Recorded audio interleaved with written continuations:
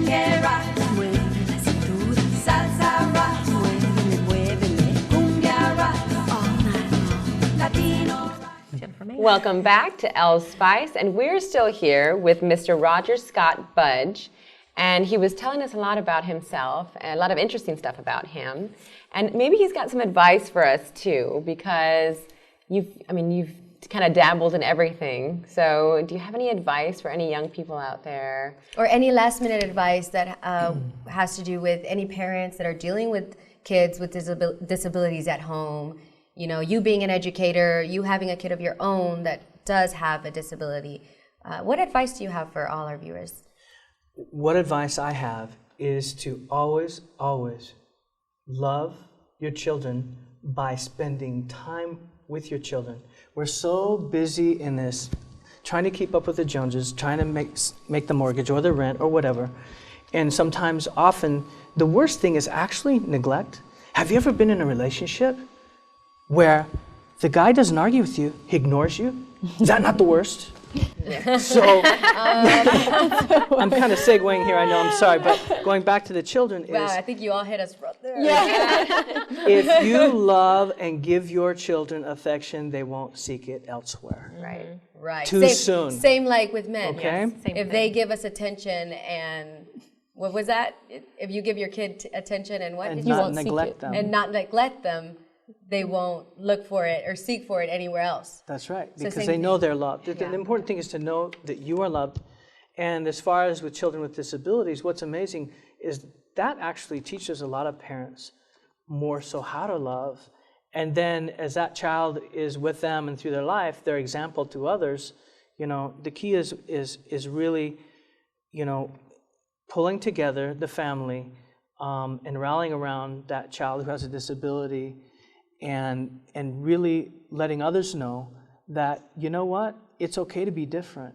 And no matter what disability we have, however young we are, it's working with them, and it helps us grow. And, you know, I can definitely attest to that. Chloe, you know, keeps me out of the pool halls. You know, I'll spend time with her rather than going elsewhere. I think that when you have a child, with a disability, that it teaches you to look at the world through different eyes and know what's really important, what's not important. Right. Yeah. You appreciate things that you, everyone takes things for yeah. granted sometimes. You see and the you world appreciate differently. the simple things. I mean, some kids can't walk or whatever, the things that we take for granted. That's so Are true. the Just things waking up and being able to see colors or hear the bus go by. So is your daughter the reason that you got into education? Because we never really touched on that. Yeah. Let's go back. My father had passed. I went back to Idaho for almost a year to help my mom out. And I took my family all the way back to Idaho thinking, okay, I'll go back. And what happened was at that time, things didn't work out for whatever reason. Sometimes you just can't go back to your own hometown for some reason. So I came back to Texas where I was supposed to be. And on the way there, we found out after Chloe had had some vaccinations, she had 2 seizures back to back on a Sunday and a Sunday. We didn't realize that she was developmentally delayed. She wasn't really walking or talking like she should at her age, at 1 and a few months old. So when we got back, that's when we found out she had a disability. And she had some neurological challenges. And it was there that right after that, 9/11 hit. I'm going, okay, hold on. I have a family. I have 4 kids, or I had 3 kids at the time. What am I going to do at that time? What am I going to do as far as, you know, the culture and well, making a living for my family? And so I ended up going into teaching because, wait a minute, I want to learn what I need to do for my daughter. I'm going to go in, I want to teach all levels. I was able to teach elementary, middle school, high school, to know where the path my daughter was going to take. And through that mission, I was blessed, because then I realized what was most important in life. It wasn't becoming the next Steven Spielberg. It wasn't becoming some famous cinematographer and partying and carrying on crazy. It was taking care of my child who had a disability. And then as I taught in school, I realized, okay, I can make a difference on telling them what's most important. It's not becoming a famous rapper or an NBA player, or making lots of money, you know, right, you know, or whatever, as top priority. Yeah. You And know, with kids that being have talent. said, with working and all that, you decided to stick around, and it's an amazing subject what what you've told us about education and all that. But that brings me to another subject, which is the workplace. Because after you get an education, then you go and get work, and then there's so many different personalities, right? Starting with men being so different and women being so different in the workplace. How do you think that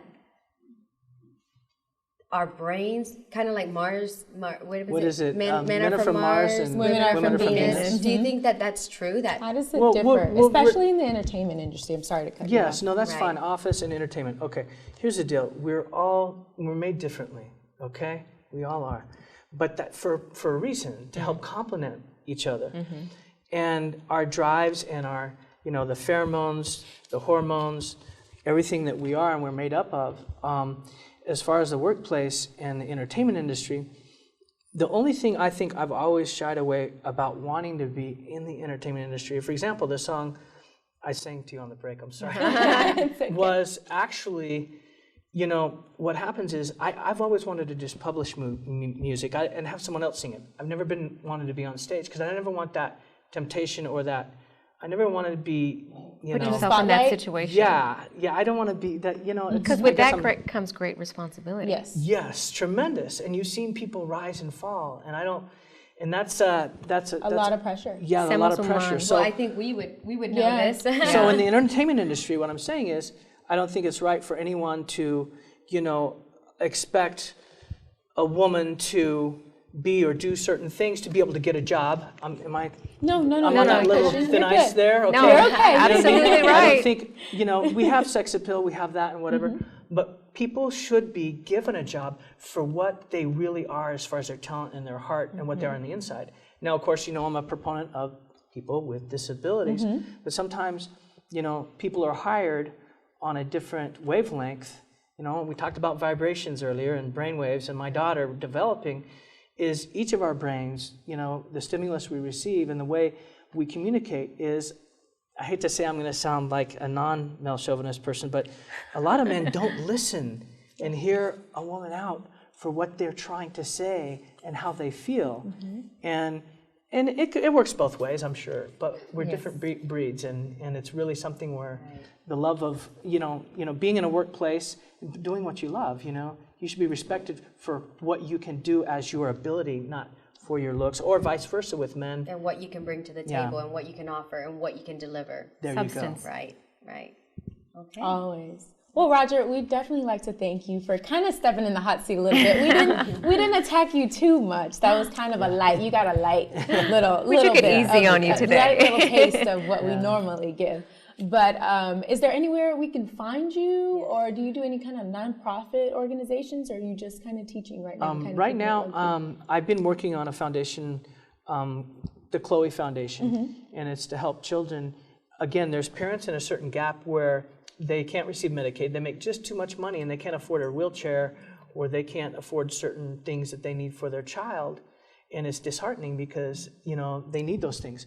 So is there a website or something? yeah, but as far as a website, I can be reached. I don't know if I should say Facebook. Oh, that's fine. Yeah. No, but We're Scott, all Facebookers. Yeah, we're all Yeah. Facebookers here. but it's under Scott Budge. Okay. On Scott Facebook, Budge. it would be under Scott Budge. When I was growing up, I was known as Scott, but as I went to Spain, Roger came into play, and then my father. in Very tribute to good. him. Well, thank you so much for joining us, all of our ladies. We had an excellent time with you. When we come back, we are going to go into more of our man talk. So make sure you stay tuned and look Roger up on Facebook for the Chloe Foundation.